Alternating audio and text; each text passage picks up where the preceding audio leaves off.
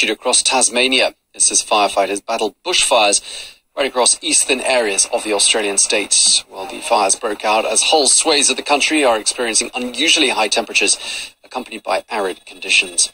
Well, as residents pack their belongings into cars and vans, waterbombing helicopters have been trying to douse the flames. While there's little respite in sight, no rain is forecast for the foreseeable future. Now, you probably remember the November wildfires in Northern California, the deadliest and most destructive the state has seen in a century. Well, it now appears that the cost is still rising. As well as claiming the lives of 89 people, US insurers are now saying that the blazes have racked up losses to the tune of $11.4 billion US. That's up 25% since last month's estimates. While more than 13,000 insured homes and businesses were consumed by the flames. Now to an art heist in Moscow, which didn't exactly go according to plan, but one that has a happy ending at any rate for the gallery in question, where a man walked in, snatched the 1908 landscape off the wall, and then just walked out of the gallery with it. Well, the man has now been arrested, and the painting, which is worth somewhere in the region of €1 million, has been recovered. Well, France 24's Cole Stangler has that story. In a Moscow art museum, under the watch of surveillance cameras, a visitor approaches a painting. It's not just to get a closer look. The man unhooks the work of art and takes it away calmly as the other visitors stand by. 1 day later, Russian authorities said they found the culprit.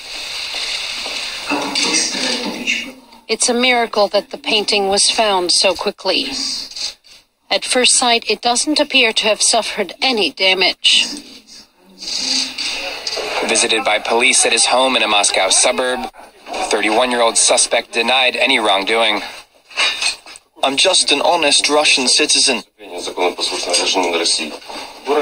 The work by Russian landscape artist Arkhip Kunzi dates from the early 20th century and has an estimated value of $1 million.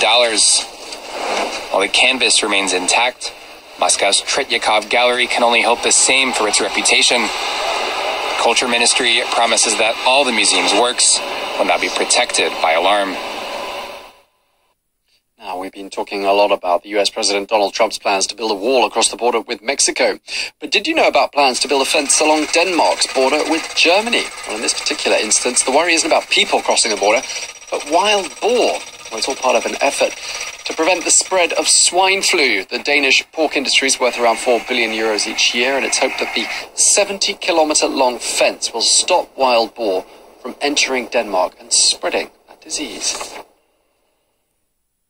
We're going to end in the Philippines, where the man dubbed Francis Spider-Man scaled one of Manila's tallest buildings in his latest stunt. 56-year-old Alain Robert, who's made a name for himself by climbing some of the world's most towering structures, stunned the crowds as he worked his way up the GT Tower, which at a dizzying 217 meters is the 7th tallest building in the central business district of Manila.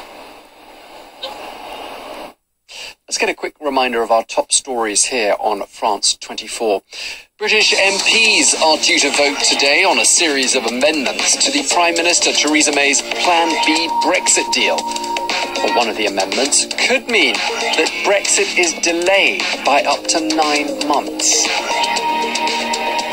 The Chinese tech giant Huawei is firmly denying that it committed violations of which it's accused by the United States. Amongst the charges, theft and violations of sanctions.